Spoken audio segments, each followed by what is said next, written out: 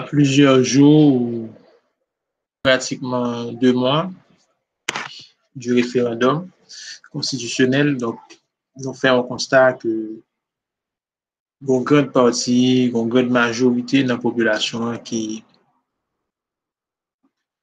tant de thèmes n'a parlé, qui pas vraiment bien imbu de qui ça qui est un référendum, qui plus axé sur opinion politicien pour le cas comprendre et axe ou bien enjeu constitution, question changement de constitution, quitte c'est dans un bord ou bien l'autre.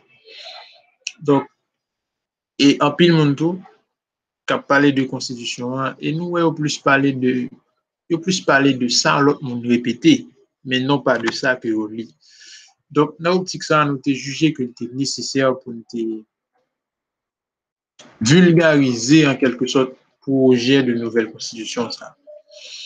Et nous allons le faire, nous avons vulgarisé, nous avons mis, nous allons faire lecture ensemble, nous allons lire ensemble, nous allons commenter ensemble, et nous allons faire de façon qui n'est pas trop longue, et nous allons faire petit à petit, nous allons maîtriser tout, nous allons lire tout texte net ensemble.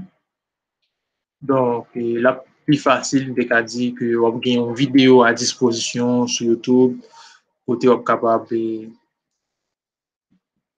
gagner un monde qui lit texte en vous, qui commenter parfois, mais nous allons le commenter dans le sens comme si pour influencer l'opinion sur bon l'autre, mais nous allons commenter côté vérité.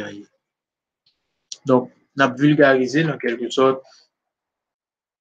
C'est optique ça, c'est but ça, bien que tâche dans la base ardue, jusqu'à 200 articles. Donc, mais on ira. Donc, dans la Constitution, donc on est généralement, pour commencer, donc la Constitution toujours généralement le fixé de bagages, c'est liberté fondamentale, droit qui a fixé pour citoyens, droit à la vie, droit à la santé, droit à l'éducation, et puis il y a ça la division du pouvoir, séparation du pouvoir. Donc, dans la Constitution, il y a un préambule que nous dépassons, nous battons. C'est préambule qui c'est en quelque sorte objectif ou des motifs pour qui raison nécessité constitution. Et puis, on a commencé dans le premier chapitre là. Et titre premier, disposition générale, chapitre premier qui c'est caractéristiques fondamentales de la République d'Haïti. Dans l'article premier projet de nouvelle constitution, il est dit que Haïti est une république souveraine, démocratique. Il parle de démocratie, non, séparation des trois pouvoirs, indivisible, laïque, parle d'un État laïque, c'est-à-dire comme c'est qui accepté un mélange de religions, vaudou, catholique, donc l'État n'a pas une religion fixe. Laïque et solidaire, son organisation est décentralisée. Article 2. La ville de Port-au-Prince est la capitale d'Haïti et le siège de son gouvernement. Ce siège peut être déplacé en cas de force majeure. Donc, article 2 Constitution reconnaît que ville Port-au-Prince est la capitale pays et siège du gouvernement. Article 3. Les couleurs nationales sont le bleu et le rouge. L'emblème de la nation haïtienne est le drapeau qui répond à la description suivante. 2 bandes d'étoffe d'égale dimension, l'une bleue en haut, l'autre rouge en bas, placées horizontalement. Au centre, sur un carré d'étoffe blanche, sont disposées les armes de la République. Les armes de la République sont le palmiste, surmonté du bonnet de la liberté et ombrageant de ses palmes un trophée d'armes avec la légende « L'union fait la force ». Article 4. La devise nationale est liberté, égalité, fraternité. Article 5. L'hymne national est la dessalinienne, le salut du drapeau est obligatoire. Article 6. Tous les Haïtiens sont unis par une langue commune, le créole. Le créole et le français sont les langues officielles de la République. Et après, dans la Constitution, ça a conservé question bilingue, question créole et français, qui sont 2 langues officielles. Article 7. L'unité monétaire est la goude, elle est divisée en centimes. Chapitre 2, il parlait du territoire de la République d'Haïti. C'est ça qui composait le territoire là. Et automatiquement, d'abord, il faut qu'on ait un État, il faut qu'on ait un territoire, il faut qu'on ait une souveraineté, il faut qu'on ait un peuple. Territoire là, c'est élément matériel, État. Donc, comment territoire haïtien est? D'après le projet de la nouvelle constitution, et qui probablement, si le peuple est favorable, bien sûr, sera notre constitution. Si ces conditions, si le peuple est favorable, bien sûr. Donc, article 8. Le territoire de la République d'Haïti est limité à l'est par la République dominicaine, au nord par l'océan Atlantique, au sud et à l'ouest par la mer des Caraïbes ou mer des Antilles. Il comprend la partie occidentale de l'île d'Haïti ainsi que les îles adjacentes, la Gonave, la Tortue, l'île à Vache, les Caïmites, la Navase, la Grande Caille et les autres îles de la mer territoriale. Donc, dans l'article ça, il consacre tout territoire là et au même parler de l'île de la Navase. De la Navase que pas trop longtemps, que les États-Unis étaient déjà occupés, les États-Unis occupés depuis bien longtemps, mais pas trop longtemps, il y a un tribunal américain qui était considéré la Navase comme un espace protégé. Et autrefois, dans l'histoire, la Navase, c'était une île côté qui était en pile résidus, que en pile bêtes, quoi c'était des mouettes, bien des oiseaux qu'on a lagué sous île là, avec le qu'on pour entrepreneur qui était qu'on fabriquait une substance avec, je ne me rappelle le nom, c'est lui qui qu'on exploité sous île là. Et puis après exploitation ça, il a été commencé à presque abandonné. Les États-Unis viennent conserver de l'arconia, donc pour conserver la biodiversité que les gens là-dedans là. Et je vais venir avec l'histoire là pour nous bientôt.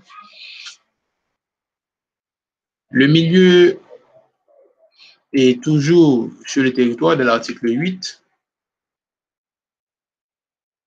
Petit b, la mer territoriale et la zone économique exclusive, qui inclut le territoire de la République.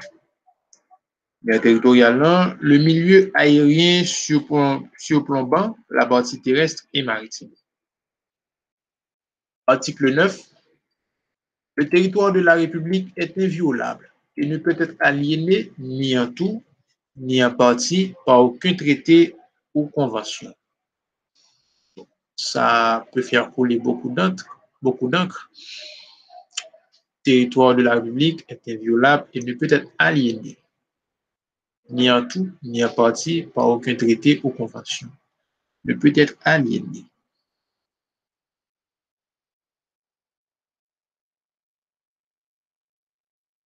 Est-ce que par aliénation,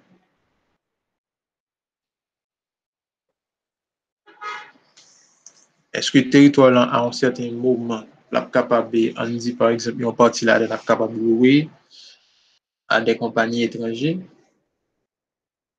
Ça reste à réfléchir. Chapitre 3, la nationalité haïtienne.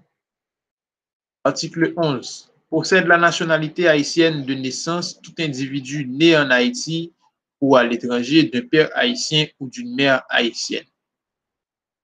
Tout individu ayant une ascendance haïtienne peut faire valoir ses droits à la nationalité haïtienne dans les conditions prévues par la loi. Possède également la nationalité haïtienne de naissance tout individu né sur le sol de la République d'Haïti. Aucun Haïtien ne peut faire prévaloir sa nationalité étrangère sur le territoire de la République d'Haïti. Il est possible de renoncer à la nationalité haïtienne si l'intéressé jouit d'une autre nationalité. Cette renonciation résulte d'une demande solennelle et expresse de l'intéressé auprès du tribunal de première instance haïtien territorialement compétent. Article 12. La nationalité haïtienne peut être acquise par la naturalisation après 5 années de résidence continue sur le territoire de la République. Donc, article 12, il consacre qui gens, ils ont monde capable d'acquérir la nationalité haïtienne, s'ils sont étrangers, c'est par naturalisation, et puis s'il y a 5 ans depuis la vivre de façon continue sur le territoire républicain. C'est-à-dire qu'il fait 5 ans à vivre, dit 5 ans côté ses résidences habituelles. La vivre là, sur le territoire. La citoyenneté, qui est un monde capable citoyen. Donc, on parle de nationalité. C'est-à-dire de l'article 11 à l'article 12 du projet de la nouvelle constitution, il parlait de l'acquisition de la nationalité. De l'article 13 à l'article 16, dans le chapitre 4, il parlait de la citoyenneté. Article 13. La jouissance, l'exercice des droits civils et politiques constitue la qualité du citoyen. Le régime de la citoyenneté est fixé par la loi qui règle notamment l'octroi, la suspension et la perte des droits civils et politiques. Article 14. L'âge de la majorité est fixé à 18 ans. On dit majeur, donc tout le monde comme ça, c'est 18 ans. Article 15. Les Haïtiens sans distinction de sexe ni d'état civil, âgés de 18 ans au moins, jouissent de leurs droits civils et politiques s'ils réunissent les autres conditions prévues par la Constitution et par la loi. Donc, automatiquement, on a 18 ans, donc ensemble de leurs droits déclenchés.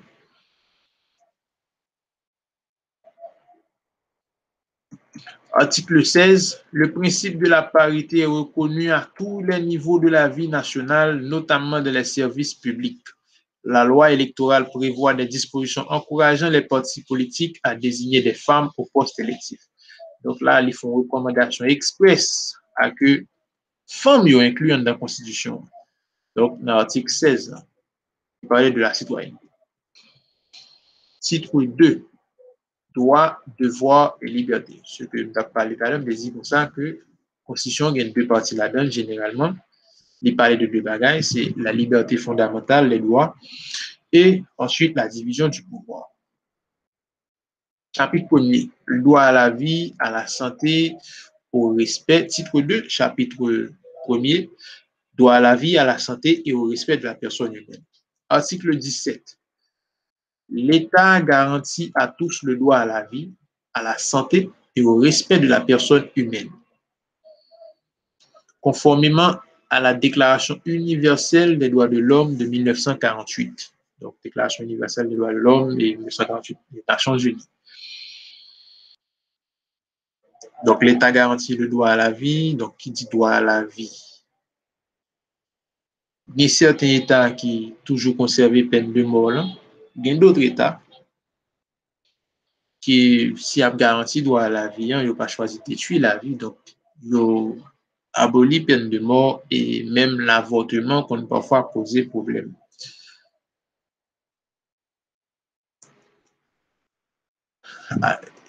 Article 18. Pour assurer la protection et le maintien du système de santé, l'État crée des hôpitaux, des dispensaires et des centres de santé. Donc, l'État encourage l'initiative privée dans le domaine de la santé. Article 19. Donc, nous avons commenté pour nous dire si article 18 là qui dit que l'État et des hôpitaux, des dispensaires et des centres de santé, nous avons dit si actuellement là, est-ce que c'est suffisant et pour l'avenir, si jamais la Constitution ça va voter, qui s'en a espéré de garantie constitutionnelle ça, que l'État a respecté ça qui est réellement pour nous gagner plus de dispensaires, de centres de santé, plus d'hôpitaux. Donc, nous avons quitté dans le commentaire. Article 19. L'État garantit le droit de tout individu à un logement décent, à l'éducation, à l'alimentation et à la sécurité sociale. L'État garantit le droit de tout individu. L'État garantit le droit de tout individu à un logement décent, à l'éducation, le droit à l'éducation. L'État garantit le droit à l'éducation, à l'alimentation et à la sécurité sociale. Donc, a toujours quitté ça en commentaire, vous dit, est-ce que les garanties de la Constitution de 1987 que Stéphanie a traité là, ou bien est-ce que dans la situation actuelle là, qui j'en lié, qui j'en lié, vu avec les textes qui est écrit. Article 20. L'État protège la famille, base fondamentale de la société. L'État protège la famille, base fondamentale de la société. Il doit une égale protection à toutes les familles. Il procure aide et assistance à la maternité, l'enfance et à la vieillesse. La violence intrafamiliale et sexuelle sous toutes ses formes est condamnée. L'État prend des mesures nécessaires pour prévenir et sanctionner la violence à l'égard des femmes. Son droit constitutionnel. Le droit à un environnement sain, chapitre 2. Article 21. L'environnement naturel étant le cadre privilégié de la vie de la population, des comportements qui risquent de perturber l'équilibre écologique sont interdits.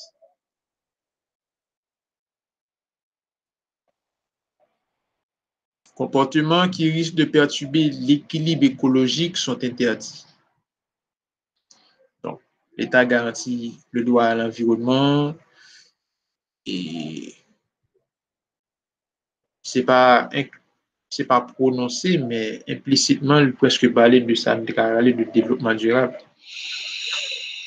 Article 22. La loi détermine les conditions de protection de la faune et de la flore. Elle sanctionne les contrevenants. Article 23. Nul ne peut introduire dans le pays des déchets ou résidus de provenance étrangère de quelque nature que ce soit, sous peine de poursuites civiles et pénales. Chapitre 3. La liberté individuelle. Article 24. Nul ne peut être poursuivi, arrêté ou détenu que dans les cas déterminés par la loi et selon les formes qu'elle prescrit. La responsabilité pénale est personnelle. Nul ne peut être arrêté à la place d'un autre. Article 24 Constitution, c'est clair. Pas qu'à poursuivre, arrêter, ou bien mettre en détention personne, sauf si ça l'a fait déterminé par la loi. Donc, sans peine, pas de sanction. Si pas une peine qui est prévue, on va la sanctionner. Il faut que le fait dans les procédures. Ça, capable, comme s'il y a des arrestations capables illégales ou arbitraires. La responsabilité pénale est personnelle, c'est-à-dire pas qu'arrêter l'autre monde, ne place l'autre. Ça, c'est clair. Article 25 de la Constitution, du projet de la nouvelle Constitution, l'arrestation et la détention, sauf en cas de flagrant délit, ont lieu sur un mandat écrit d'un juge légalement compétent. Sauf en cas de flagrant délit, aucune arrestation sur mandat, aucune perquisition ne peut se faire entre 6 heures du soir et 6 heures du matin. Article 26. Toute rigueur ou contrainte qui n'est pas nécessaire pour appréhender une personne ou la maintenir en détention, toute pression morale ou brutalité physique, notamment pendant l'interrogatoire, sont interdites. Article 27. Nul ne peut être interrogé en l'absence de son avocat ou de témoin de son choix. Donc, à qui descend en commentaire, vous me dites, est-ce que nous ça respecté actuellement et qui j'en tablé lié dans le futur. Article 28. Nul ne peut être maintenu en détention s'il n'a comparu dans les 48 heures qui suivent son arrestation devant un juge appelé à statuer sur la légalité de l'arrestation et si ce juge n'a confirmé la détention par une décision motivée. Si l'arrestation est jugée illégale, le juge ordonne la libération immédiate du détenu et cette décision est exécutoire sur minute, nonobstant appel, pouvoir en cassation ou défense d'exécuter. Article 29. Toute violation des dispositions relatives à la liberté individuelle sont des actes arbitraires. Les personnes lésées peuvent, sans autorisation préalable, saisir les tribunaux compétents pour poursuivre les auteurs et les exécutants de ces actes arbitraires, quelle que soit leur qualité et fonction. Ça va être très intéressant. Et donc, à quitter un commentaire qui j'entends aimer ça. Article 30. Les fonctionnaires et les employés de l'État sont directement responsables, selon les lois pénales, civiles et administratives, des actes accomplis en violation de droit. Dans ce cas, la responsabilité civile s'étend aussi à l'État.